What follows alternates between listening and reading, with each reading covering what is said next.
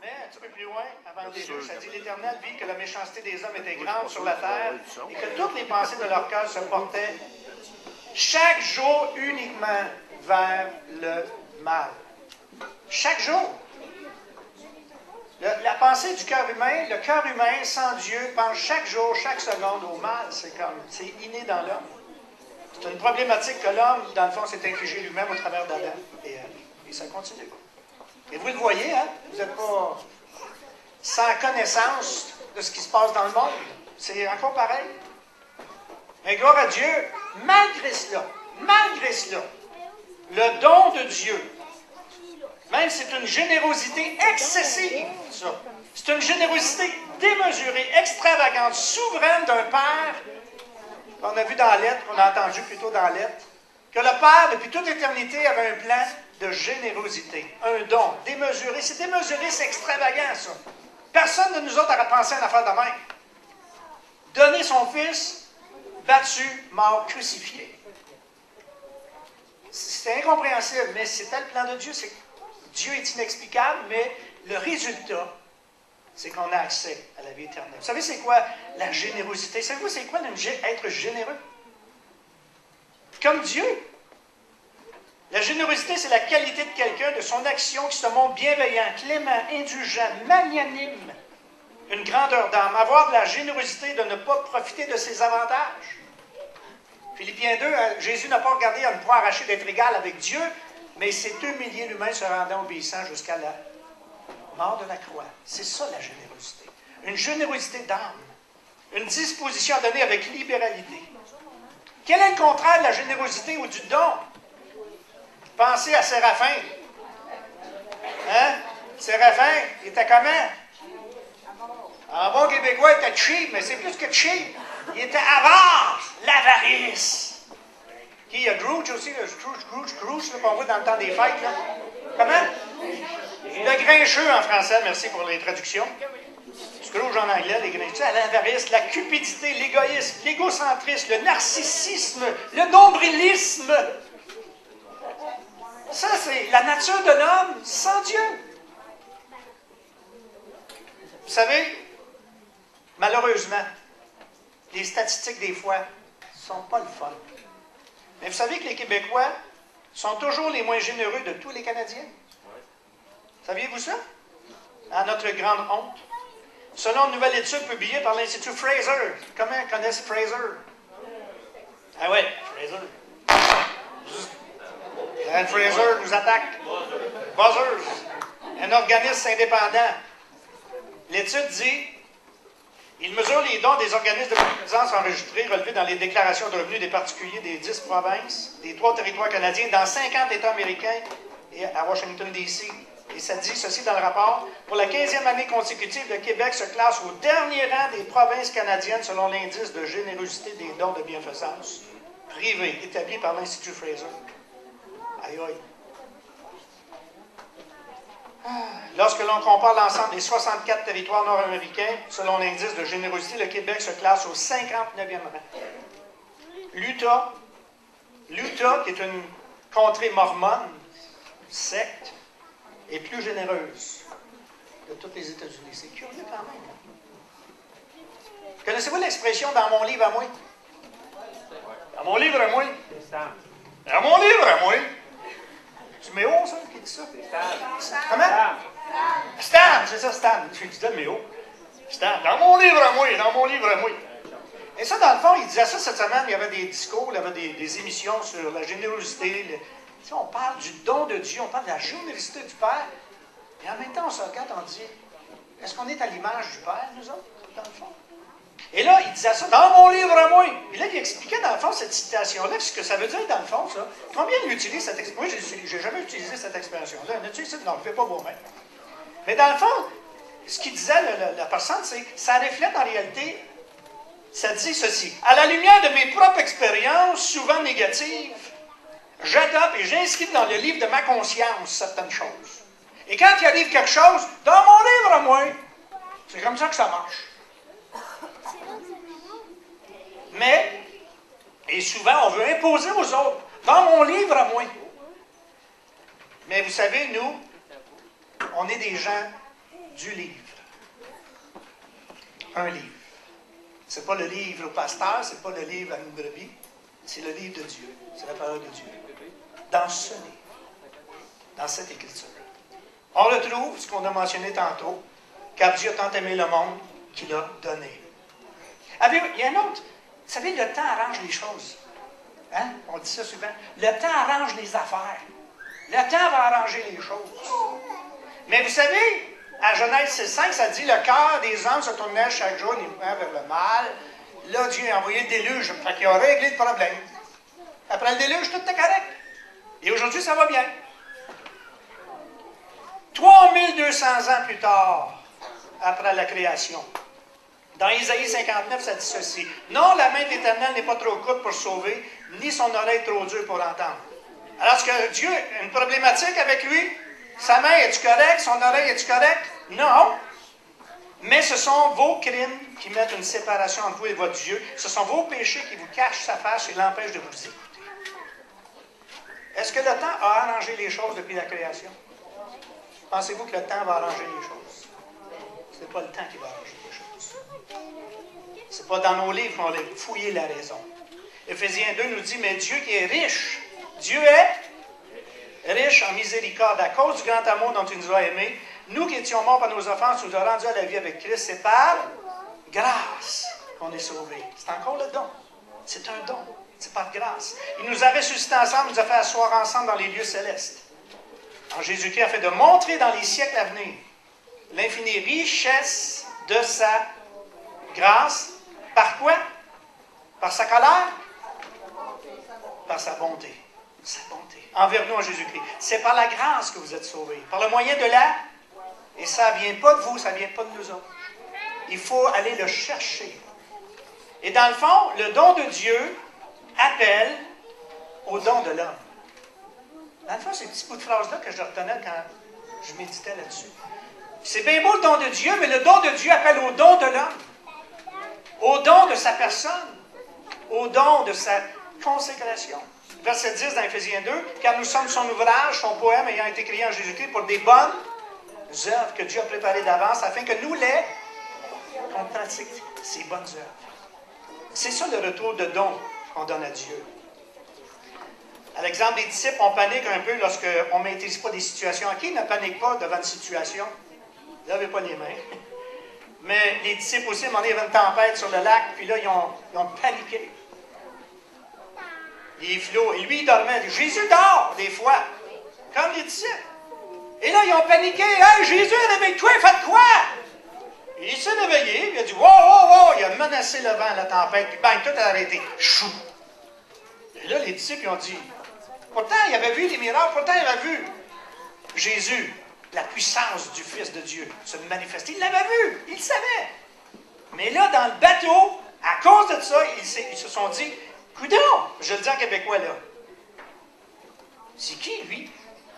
Il se disait. Quand même, le vent, la pluie, la tempête, lui obéit à sa voix. C'est qui, ce gars-là? Des fois, je me dis, on est comme ça aussi dans les tempêtes, dans les circonstances. Il arrive des choses qu'on ne maîtrise pas. On croit en Jésus, mais est-ce qu'on croit vraiment qu'il peut menacer le vent d'une tempête et arriver à un calme à un moment donné dans notre vie? C'est pour ça que Dieu veut donner. Il donne. C'est un don. Je vais juste terminer avec 7 choses que je me suis réveillé, je pense, dans la nuit de mardi à mercredi. Je n'étais pas capable de dormir, je me suis réveillé. Puis là, des fois, quand je me réveille demain, je vais me rendormir, puis je dis à Dieu, Seigneur, lâche-moi, là. Je veux dormir, je suis fatigué. Seigneur, lâche-moi, lève-toi, puis parle-moi, puis écoute-moi. Là, j'ai juste écrit ça, puis après ça, je me suis couché, puis là, je me suis endormi. 7 petites phrases que je vous laisse. Un don de grâce qui appelle à un don de repentance. Le don de la grâce de Dieu, c'est qu'il nous appelle aussi, nous, à nous repentir. Qu'est-ce que ça veut dire se repentir? Ça veut dire se jeter à terre, puis crier comme des malades, puis arracher son linge? Non, le mot repentant veut juste dire change de bord. Tu t'en vas vers le mal, tu t'en vas vers l'enfer, change de bord, va-t'en vers le ciel, va-t'en vers la bonté, va-t'en vers la miséricorde. Deuxièmement, le don de miséricorde que Dieu nous a accordé, nous autres, il nous appelle à un don de pardon. Le pardon, il libère.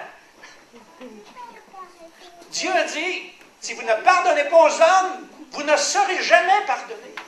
Alors, le pardon qu'on a eu, Dieu nous dit, toi, redonne le pardon. Troisièmement, un don d'amour. C'est parce qu'il nous a aimés. Un don d'amour qui appelle à un don d'obéissance. Ah, vous l'avez? Ah!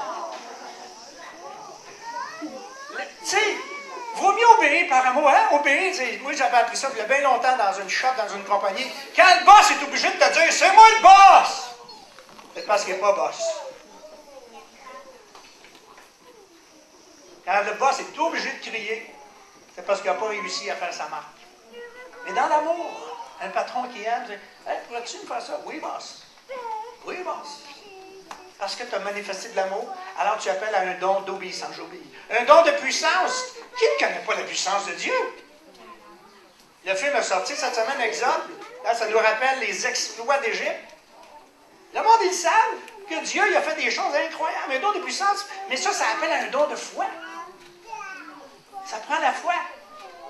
Sans la foi, c'est impossible de plaire à Dieu. La puissance de Dieu appelle à un don de foi. Cinquièmement, un don de patience. Qui n'a pas eu la patience de Dieu sur sa vie? Est-ce que Dieu est patient envers moi, envers toi, envers tout le monde?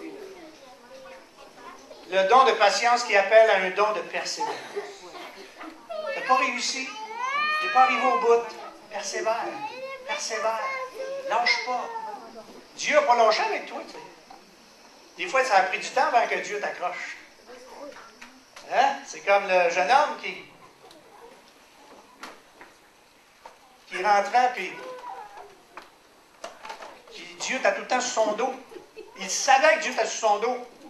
Il avait été élevé dans une famille chrétienne, mais il était parti. Puis il essayait de vivre sa vie sans Dieu, mais Dieu était tout le temps sur son dos, puis il savait que c'était Dieu. À un moment donné, il voit sa mère prier pour lui. Ah. Il retourne voir Dieu. Il dit, là, Dieu, là, je suis tanné. Je suis tanné, là, que tu sois après moi. Lâche-moi! Et là, Dieu te répond, OK, quand ta mère va arrêter d'être sur mon dos, je vais arrêter d'être sur le tien. Et tant qu'elle est sur mon dos, je suis sur ton dos. La patience de Dieu qui appelle à un don de foi, la patience qui appelle à un don de persévérance, un don d'amitié. Abraham, vous savez qu'il était ami de Dieu. Jésus a dit à ses serviteurs, vous avez plus serviteurs, je vous appelle mes amis. Hey, c'est le fun de savoir ami. Dieu pour ami. C'est pas comme, oh Dieu, que j'ai peur de toi. C'est quoi? Non, c'est, hey, papa, hey, Dieu, Seigneur, viens avec moi, on s'en va, on va avoir du plaisir.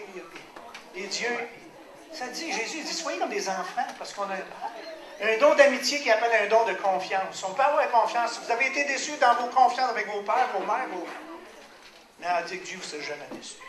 Jamais, jamais, jamais. C'est un Père qui est capable d'aller jusqu'au bout de ses dons. Et le dernier, un don de souveraineté qui appelle un don d'abandon. Hey, quand j'ai lu ça, puis j'ai relu ça à ma femme le lendemain, c'est tellement...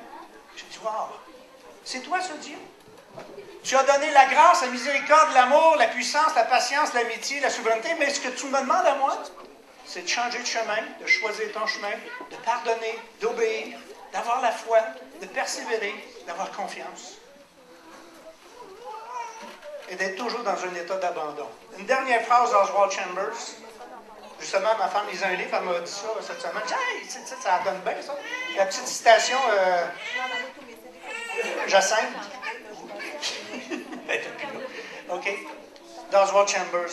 Terminons avec cette citation, puis c'est beaucoup plus que ça, mais juste ce petit bout-là. S'abandonner à l'amour de Christ est le seul moyen de porter des fruits.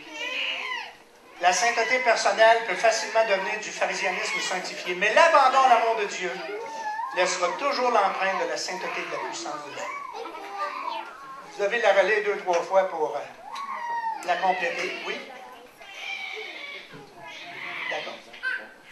Dernier chant? D'accord. Alors, je vous souhaite un joyeux Noël. Je vous souhaite, retournant à l'autre, s'il te plaît.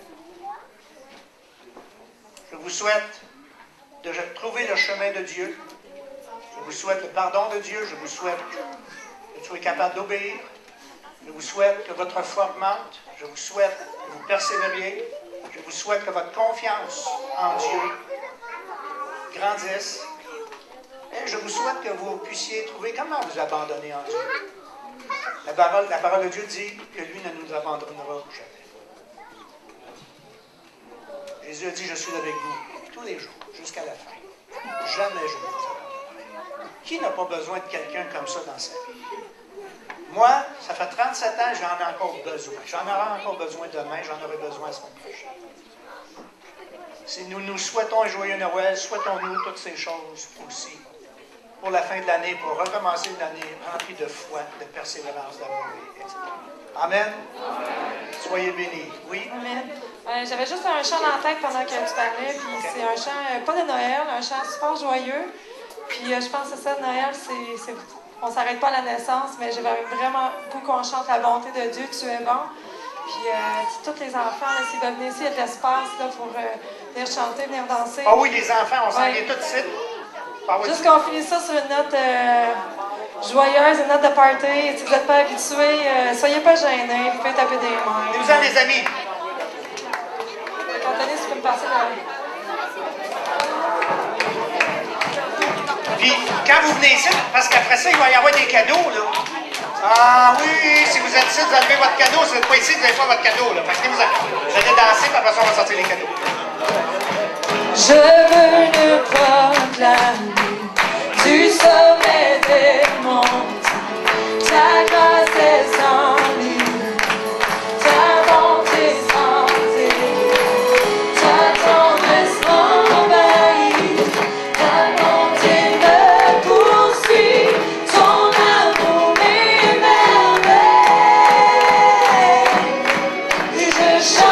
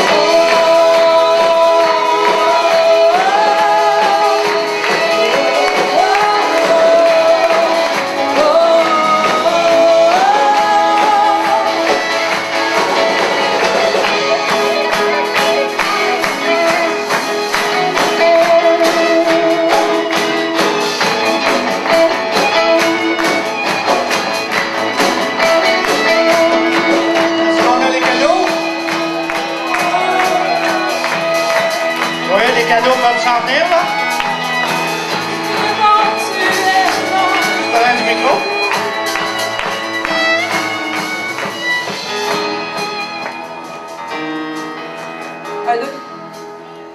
Je voulais dire, pour les tout petits, l'école dimanche, ils ont toute une surprise. Mais pour les visiteurs, je voulais pas les laisser pour compte. C'est pas grand-chose, mais il va y avoir un petit quelque chose à la suite. Je vais juste demander au groupe d'enfants de se diviser par classe. La classe de Manon puis Julie. Oui.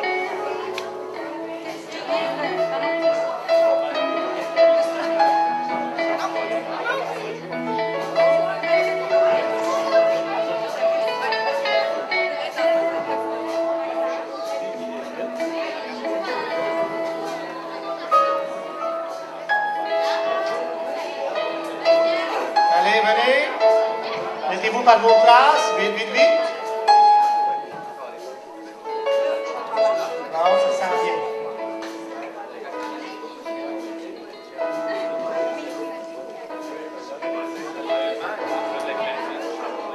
Oh, les amis, qu'est-ce qu'il y a là-dedans?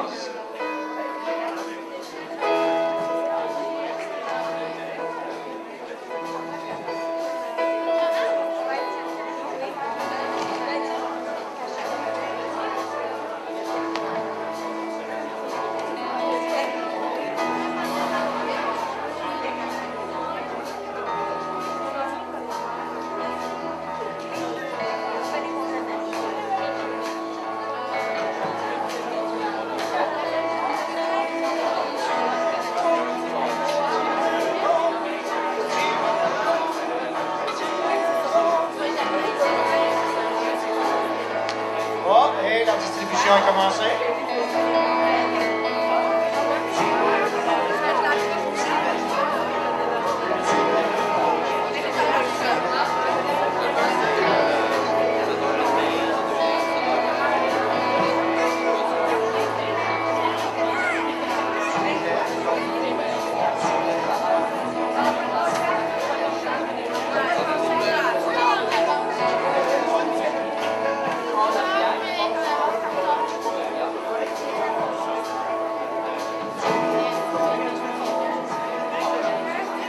Pendant qu'il y a la distribution aussi, je veux juste remercier toutes les personnes qui ont contribué par des victuailles pour les païens de Noël. Tout a été fait, la distribution a commencé. Il y a aussi Moisson Sud-Ouest qui nous a loadé, comme on dit en français. Beaucoup de choses. Fait que même on voulait qu'il nous en reste aussi pour pas juste pourvoir de la nourriture pendant le temps de Noël, mais qu'on s'en garde pour garde-manger. Avec Moisson Sud-Ouest et Baudon, on a pu combler quelques familles et avoir encore de la nourriture pour les mois à venir. Fait qu'applaudissons-nous pour votre contribution. Oh, il y en a encore qui s'en viennent.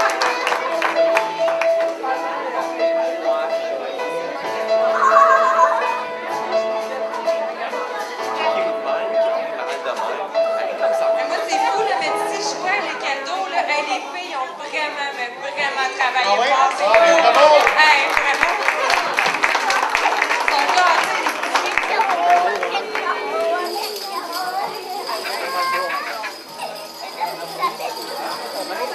C'est Père Noël! C'est la mère Noël. La mère Noël. Ah! La mère Noël. Des cadeaux. Encore des cadeaux qui vont là, c'est quoi? Des bas blancs. Madame Claire. Madame Claire, je vous donne ça micro. Ben oui, il n'y a pas de gêne dans la famille. Micro sans fil. OK? Puis, on a trouvé des petits bas de Noël. Ah ouais? Ouais. Des bas Des petits troués? bas de laine. Puis, ça, c'est pour vous. On en a fait.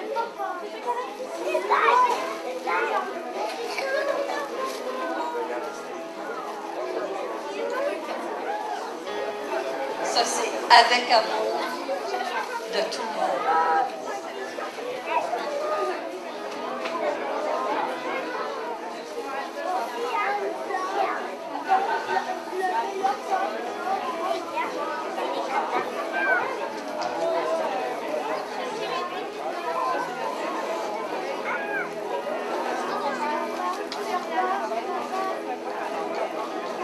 Est-ce que Nadia est là? Nadia, oui, tu es partie travailler. Nadia!